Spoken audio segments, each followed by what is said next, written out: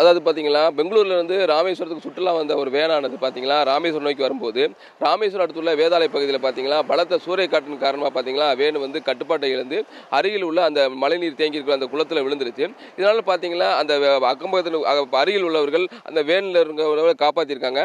இருந்தாலும் அந்த மீட்பு பணி வந்து தீவிரம் நடந்துருக்கு. தொடர்ச்சியாக பார்த்தீங்கன்னா, இந்த பகுதியில் பெய்து வரும் இந்த கனமழை மற்றும் காற்றின் காரணமாக அந்த வேன் வந்து நிலை தடுமாறி கவிழ்ந்ததாக சொல்லப்படுது. அவங்க காயமடைந்தவர்களை உடனே ராமநாதபுரம் மற்றும் ராமேஸ்வரம் அரசு மருத்துவமனைக்கு சிகிச்சைக்காக அனுப்பி வைக்கப்பட்டிருக்காங்க.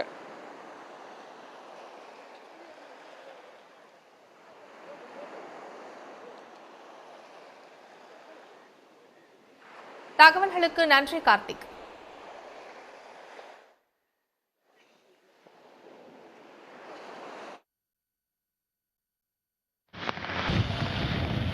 ராமநாதபுரம் மாவட்டத்தில் பலத்த காற்றுடன் பரவலாக மழை பெய்து வருகிறது. இந்த நிலையில் பெங்களூருவில் இருந்து ராமேஸ்வரம் சுற்றுலா வந்த டெம்போ ஒன்று வேன் ஓட்டுநரின் கட்டுப்பாட்டை இழந்து நிலை தடுமாறி கால்வாய்க்குள் புகுந்துள்ளது.